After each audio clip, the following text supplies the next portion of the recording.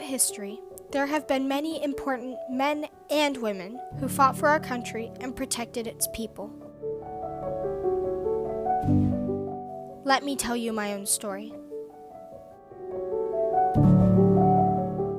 My name is Sybil Ludington, and when I was only 16 years old, I took a midnight ride to rival the importance of Paul Revere himself. Sadly, my journey for freedom has been overlooked for a long time until recent years, earning me the nickname the female Paul Revere instead of my own title. I am the eldest of 12 children, born April 5th, 1761 in Fredericksburg, New York.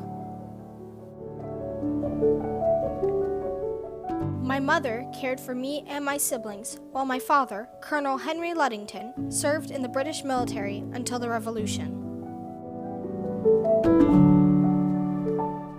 My father had served in the French and Indian War and took part in the Battle of Lake George in 1755.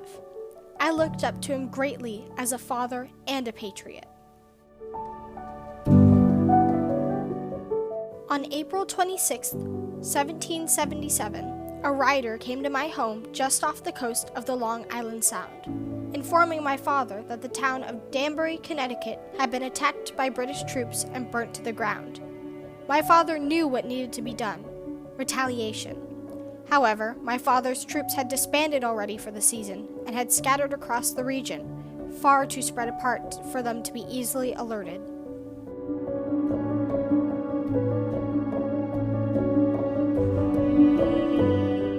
When I heard the troubling news, I immediately hopped on my horse, grabbed my lantern, and rode off to warn my father's men. Legends say I rode 40 miles that night, almost triple the length of Paul Revere's midnight ride.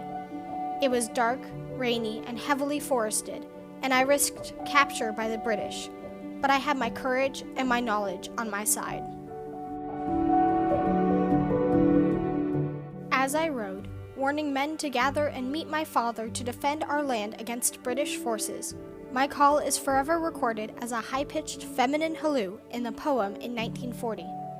The poem recounts my alleged call to the men that night, saying, "Up, up there, soldier, you're needed, come, the British are marching," and then the drum of her horse's feet as she rode apace to bring more men to the meeting place. By the time I arrived home early in the morning, many of my father's men had heeded my call and rushed to join the preparation for the fight.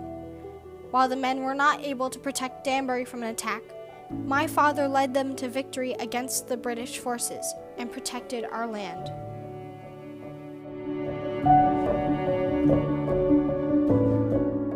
My story became local legend quickly. However, this tale of my bravery and patriotism had been lost to the winds of time. That is, until the colonial revival, when a book was published about my ride. Hotly contested, many claims have been made about my story, some saying it's fake, and others going as far as to say I never even existed. But that last part is not true. I was, in fact, a real young woman.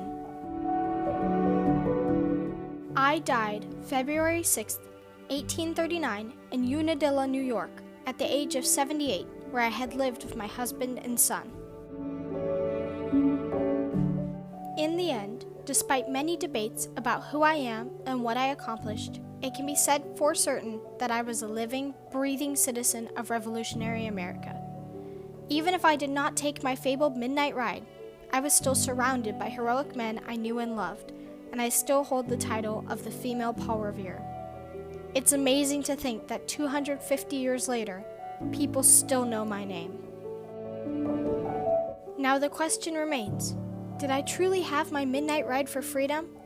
We may never know, but one thing is for certain. My story is one of encouragement and patriotism, demonstrating that even the little folk can do great things and have an impact on their world.